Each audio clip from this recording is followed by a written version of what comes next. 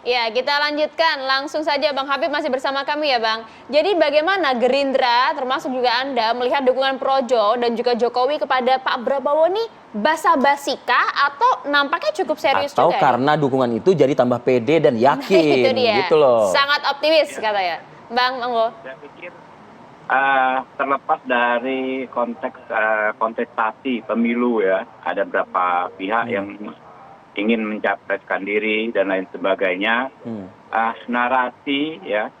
Narasi keberlanjutan yang dibangun Projo dan Pak Prabowo mesti kita apresiasi. Ya. Kenapa? Karena kita sebagai bangsa harus berhenti, harus meninggalkan pola-pola berpikir yang ekstrem to ekstrem. Tiap 10 tahun misalnya pergantian kekuasaan, kebijakannya dari ekstrem A berubah menjadi ekstrem B. Kita merasakan sekali dan ini banyak keluhan. Saya banyak ketemu teman-teman yang bekerja di luar negeri, ya. Beliau mengatakan kenapa Indonesia susah sekali ya memasukkan pengusaha-pengusahanya misalnya di top 50 orang terkaya di dunia misalnya.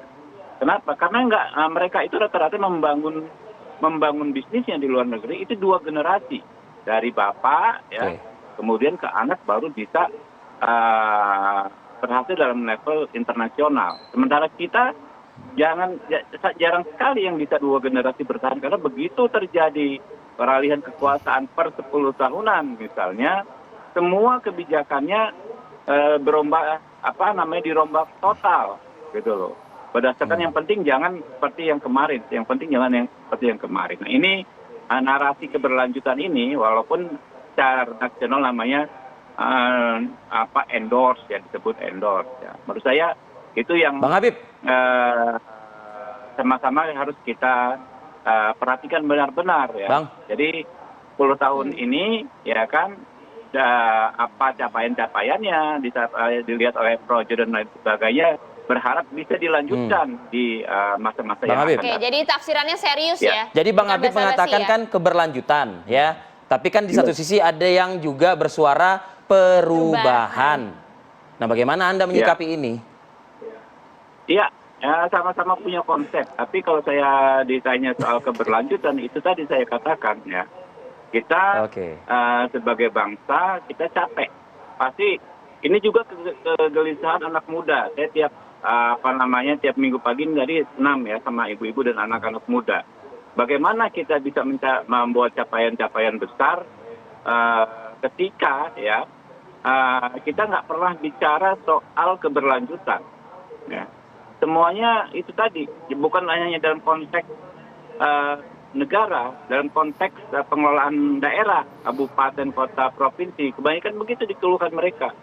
Wah, baru mau mulai ditata tiba-tiba ganti kepala daerah yang berubah total semua. Nah, ini terlepas dari kontestasi pemilu, ya ini yang harus kita pikirkan bersama, saya pikir. Baik, Bang Habib. Ya, oke. Bang Egi. Ya, Bang Habib tetap kita harapkan dia tetap semangat. Ya kan ini wakil saya di DPR loh ini, Jakarta Timur loh. Oh iya. Emang kenapa sih tetap semangat? Emang ada apa? Ini yang ada data lain yang mengatakan kan? Di pagi ini saya mengutip, kalau di Amerika itu kan kita suka mengutip Pew Research Center, Rasmussen, ataupun University Southern California yang kerjasama dengan LA Times misalnya. Kalau di Indonesia, saya mengutip survei Litbang Kompas misalnya, lagi-lagi itu September sampai 7 Oktober. Ada Vox Populi juga ya yang kemudian menyampaikan. Itu memang Bang Habib, Wakil Ketua Umum ini, itu terlihat penurunan. Khususnya tadi kalau kita berbicara keberlanjutan. Di situ pentingnya ya, serius survei. Jadi Januari itu 26,5, kemudian 25,3 di Juni, di Oktober itu tinggal 17,6. Nah, kalau kita berbicara keberlanjutan dengan mengambil 2 generasi, tentunya untuk kalangan milenial atau pemilih pemula, itu sering saya bangga-banggakan di sini dulu, Januari itu, 29,2% pemilih pemula itu yang memilih Prabowo. Sekarang itu tinggal 14%. Padahal yang undecided itu ya, itu pemilih pemula ini, jadi yang generasinya itu di bawah 33 tahun lah ya, itu hanya itu yang lebih mantap pilihannya. Undecided-nya itu cuma sekitar kurang dari 15%. Sementara generasi yang lebih tua, baby boomers 56 ke atas yang tadi mengingat sejarah-sejarah lama itu malah lebih tinggi undecided-nya, sekitar 27% lebih. Tinggi undecided? Iya, yang belum membuat keputusan. Jadi maksud saya yang paling strategis tentunya ini pemilih pemula, yang dulu pernah diraih 29,2% oleh Prabowo. Oleh Prabowo. Saya pernah menyampaikan ini berkali-kali. Sekarang 14%. Jadi pertanyaan kita adalah apa yang disampaikan ini kalau mengacu kepada capres dengan raihan-raihan di Kemenhan pada saat ini belum nyambung. Nggak apa-apa kalau saya membuat kesal mereka. Waketum. Enggak, kalau waketum teman, wakil rakyat. Tapi maksud saya supaya tim suksesnya membaca ini. Apalagi dikaitkan dengan keberlanjutan. Bang Ege, itu kan baru yang Litbang Kompas atau Vox Populi dan lain-lain. Tadi kan sudah dikatakan narasinya oleh Bang Habib ya, keberlanjutan dan juga memang sudah fix kan Projo dalam hal ini relawan Jokowi. Ada endorse dan juga bahkan juga Presiden Jokowi. Nah, ini mau terus terang ini aja. Bisa menjadi magnet nggak kira-kira ini? Pagi ini biar ilmiah dan agak santai kita senyum gitu, Bang Habib, supaya jadi pegangan dan bisa menguatkan. Kalau ngambil dari 2 lembaga survei yang Anda sebut belakangan, tentunya ada yang lain juga. Itu Litbang Kompas menyatakan endorsement dari Pak Jokowi itu diiyakan oleh 15%. Yang bilang tidak 30%. Waduh. Sementara kalau Vox Populi lebih besar lagi, yang bilang iya 30%, yang bilang tidak 65%. Ini teman-teman Gerindra kan pegang juga data itu pasti. Oh iya pasti. Walaupun punya data lain juga barangkali. Nah, lebih daripada itu yang menjadi menarik kan endorsement yang muncul dari relawan misalnya. Misalnya Projo. Saya ingat betul itu sekarang misalnya ke Pak Prabowo. Dulu di Magelang perasaan bukan. Jadi ini tentunya di Magelang tuh nggak ada ya Pak Prabowo di situ. Nggak ada. Nah, kalau musrah kan nggak ada Pak Prabowo juga kan. Tapi maksud kita bahas saya, sekarang. Jadi endorsement ini tetap saja bisa muncul. Tapi tentunya Bang Habib dan teman-teman baca survei-survei yang relatif kita percaya dan kemudian bagaimana kita bersikap terhadap itu. Kalau dibaca Gerindra bagaimana, Bang Habib? Ya tentu banyak hal yang perlu kita komunikasikan ya. Kadang-kadang yang menurut kita substansi baik tapi tidak terkomunikasikan sehingga ditangkap berbeda oleh publik.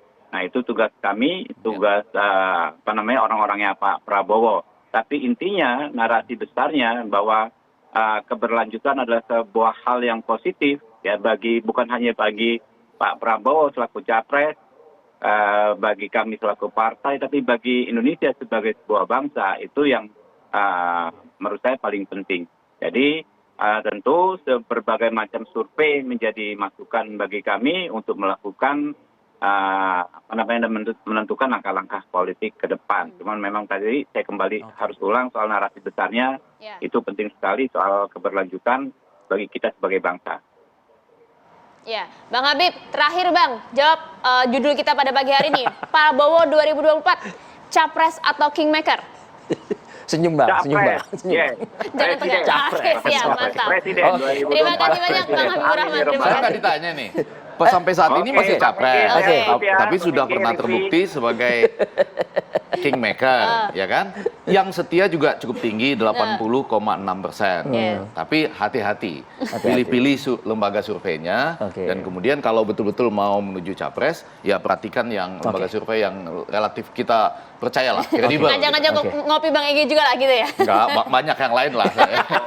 Terima kasih Bang Effendi Ghazali, Bang Habibur Rahman. Terima kasih Bang, waktu Anda pagi ini.